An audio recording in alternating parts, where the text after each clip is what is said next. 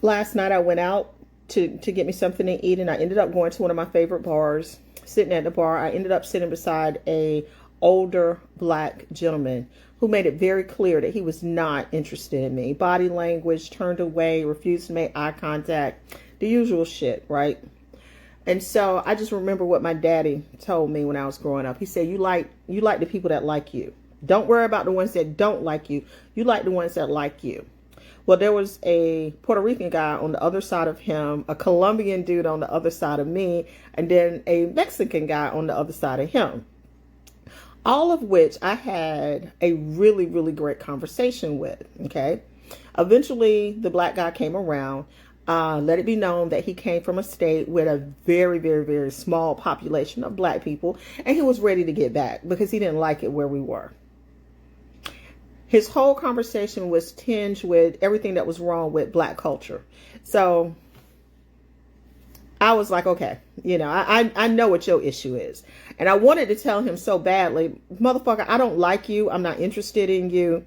And I don't want you. But, I was polite and nice enough. But the guy from Puerto Rico, now he was interested. He pretty much made it known. And even at the end of after like he was getting ready to go, he got his food and he was on his way out. He came over. He was like, "You're really smart. I enjoyed the conversation. I look forward to seeing you here again." Like he was just really, really nice and interested. And so we, talked, did not exchange numbers, but I'm sure I'll see him out again and we'll talk again. But my point is this. When I was growing up, my daddy said, like the ones that like you. Focus on the ones that like you. Black men go out of their way to let black women know that they don't want us. And I'm here to tell you, we don't give a fuck. There are enough men that want us that your little rejection means absolutely nothing. I say it on here all the time and they have a hard time believing it. Hell, this morning, the guy that came to fix my fence, finally got somebody coming out to fix my fence. The guy that came to fix my fence came to look at it and give us an estimate.